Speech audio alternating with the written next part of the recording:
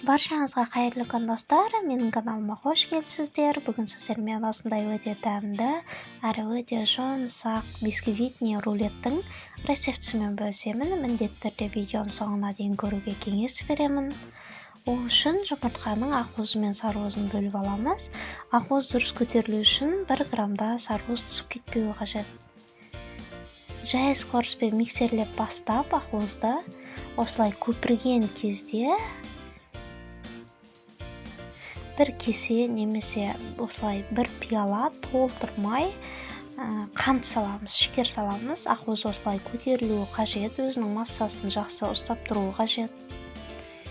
Ал енді сарыуызымызды салып, ұзақ уақыт араластырмаймыз. Просто сарыуыз толық араласса болды. Үстіне бір кесе толтырмай осындай ұнымызды және разрыхительдің жартысын саламыз. Бәрін салудың қажеті жоқ. Себебі бәрін салсаңыз разрыхительдің дәмі шығып кетуі мүмкін. Оны шашырамау үшін алдымен осылай араластырып алыңыз.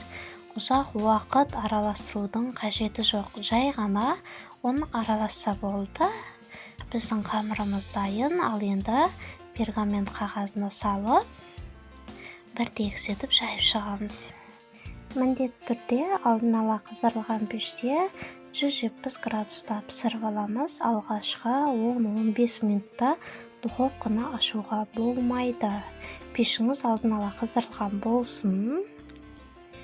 Міне достар, біздің бисквитіміз пісіп шықты.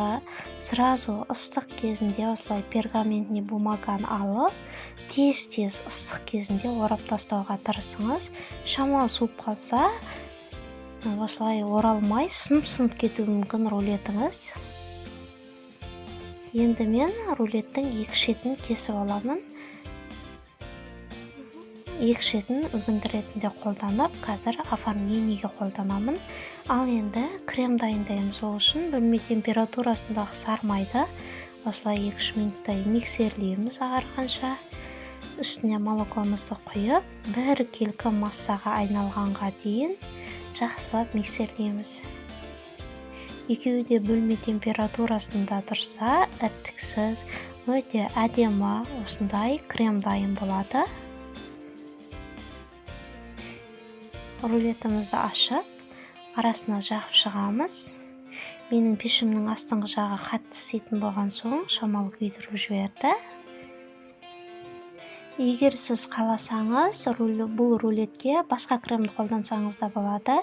Бірақ мен үнемі осы кремді қолданамын. Рулетім өте дәмді шығады.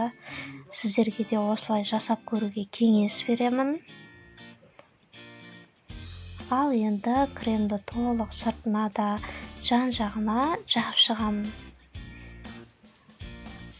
Егер сіз басқаша оформление қаласаңыз, сыртына жақпауыңызға болады. Ол өзіңіздің идеяңызға байланысты. Мен екі шетін кесіп алдым ғой, жаңа соны үгітіп, осылай сыртына жабыстыратын болғаннан соң, барлық жағына толық крем жағып шығамын.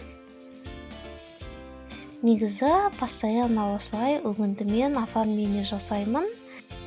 Дастарханға қойғанға да өте әдемі рулет.